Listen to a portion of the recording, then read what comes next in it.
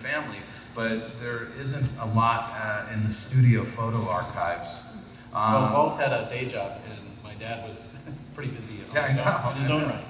But you know, come along into 1955, and this is a really terrific photo that's up. Tell us a little bit. Right. Well, you could say that I'm exactly the same age as the park. This is the press opening of Disneyland in late June of 1955, and my parents announced their engagement that night. The woman congratulating my parents is Lily, Walt's wife.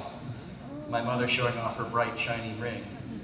They were married on September 17th of the same year.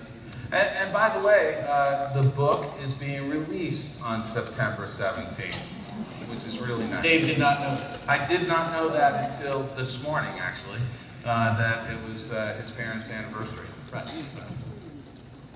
And this is their wedding. This is Lakeside Country Club in Toluca Lake, California. Country Club, yeah. Two naive young children getting married. And Edna and my mother's one. Let me go back. And then they went on the SS France for their honeymoon to Europe, where my dad worked for a year on a book called Perry. Anybody familiar with Perry? And the fact that he grew up during the Depression, the fact that Roy O. and Walt had formed the Disney Brothers cartoon studio in 1923. They had gone bankrupt a number of times. They mortgaged their houses to keep the studio afloat. So, you know, they weren't flamboyant or anything like that. And Roy's first job was as a page for NBC. And then he became a production assistant in the editorial department on Dragnet. Yeah, for Jack Webb. Yeah. Right. And this is a photo of all the pages with Bing Crosby and Bob Hope. And you can see, you all see Roy in the middle there? Yeah. So once Dragnet ended, he was out of a job, and he applied for a job at the Disney Studios. And I absolutely am serious. He applied for a job, and there was an opening for an apprentice editor, an assistant editor, with a gentleman named Stormy Palmer, Norman Stormy Palmer, who was the really terrific editor on the True Life adventure films.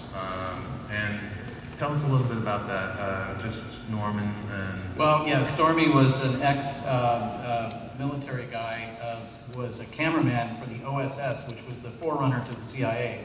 Sat in the belly of airplanes in World War II, flew over enemy lines 50 feet above the ground, and took pictures of guys with guns shooting back at him. So he was a tough guy.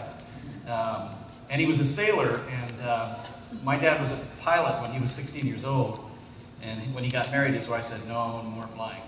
So Stormy taught my dad how to sail, which became his second lifelong passion. And by the way, the person that taught Roy E. how to fly a plane was Wooly Reiterman, who was one of the 9 old men. And he actually took Roy E. out, taught him how to fly, and he got his pilot's license when he was 16. Back in the day. Hey, so we're talking a little bit about, you know, he's working with